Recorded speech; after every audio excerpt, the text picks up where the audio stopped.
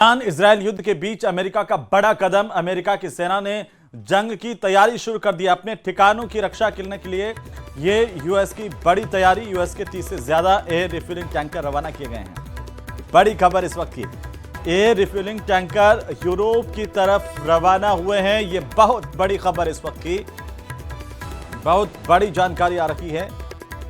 क्या अमेरिका अब युद्ध की तैयारी में है?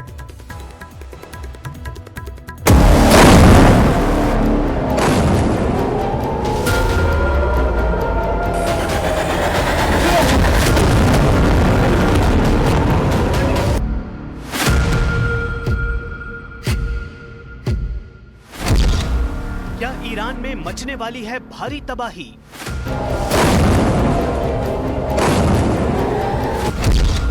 क्या युद्ध की तैयारी में है अमेरिका?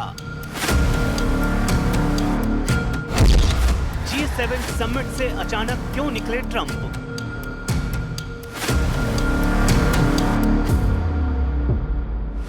कनाडा के कानानास्किस में चल रही G7 समिट में जहां दुनिया के सबसे ताकतवर नेता ग्लोबल इकोनॉमी, जलवायु और डिप्लोमेसी पर बातचीत कर रहे थे, वहीं अमेरिका के राष्ट्रपति डोनाल्ड ट्रंप ने समिट के बीचों बीच अपने लौटने की खबर से सनसनी फैला दी। इजराइल और ईरान के बीच जबरदस्त जंग के बीच 3 दिनों तक चलने वाली G7 समिट के दूसरे ही दिन राष्ट्राध्यक्षों के साथ डिनर के बाद ट्रंप बिना किसी तय शेड्यूल के वॉशिंगटन के लिए रवाना हो गए।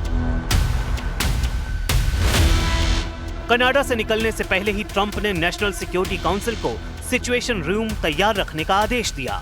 ये वही हाई सिक्योरिटी कमांड सेंटर है जहां अमेरिका युद्ध से जुड़े फैसले लेता है। इसी वजह से ट्रंप की वापसी की खबरों ने दुनिया भर के कूटनीतिक हलकों में हलचल मचा दी है। मैक्रों का दावा, सीज फायर के लिए लौटे ट्रंप। ट्रंप ने बताया, सीज फायर से आगे की बात।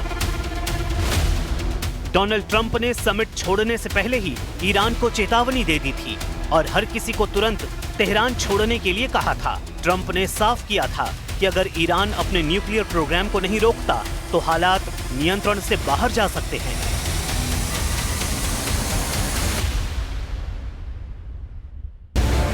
ट्रंप ने यह भी कहा था कि ईरानी सरकार को 60 दिन पहले ही साफ संकेत दे दिया गया था कि अगर वो नहीं माने तो नतीजे बहुत गंभीर होंगे।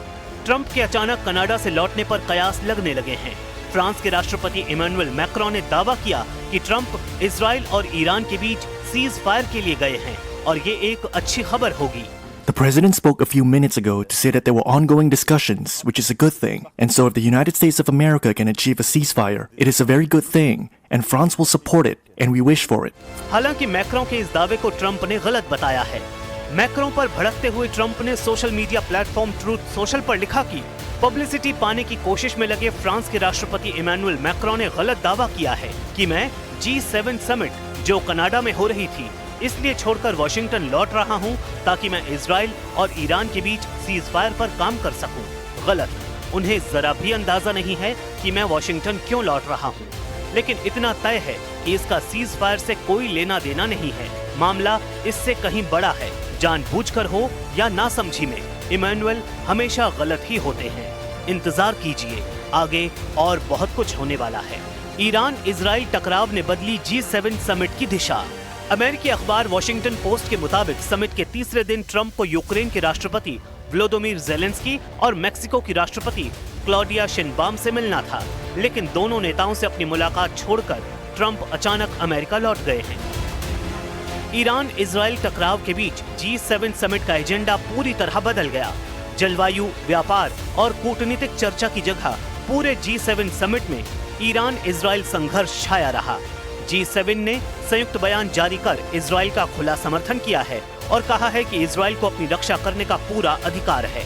साथ ही G7 नेताओं ने ईरान को नसीहत देते हुए कहा कि वो किसी भी कीमत पर परमाणु हथियार नहीं रख सकता। व्हाइट हाउस और पेंटागन में भारी हलचल।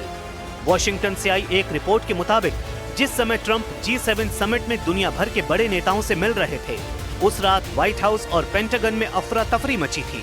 बताया जा रहा है कि ट्रंप ने कनाडा से ही अपने अगले कदम के बारे में नेशनल सिक्योरिटी काउंसिल को इत्तला दे दी थी। ट्रंप के अमेरिका पहुंचते ही इस मामले में एक हाई प्रोफाइल मीटिंग तय है। जिसमें इजराइल ईरान संघर्ष को लेकर अहम फैसले लिए जाने हैं। बताया जा रहा है कि ईरान में कार्रवाई से ट्रंप प्रशासन क्यूबा, वेनेजुएला और निकारागुआ के तानाशाहों को भी संदेश देना चाहता है।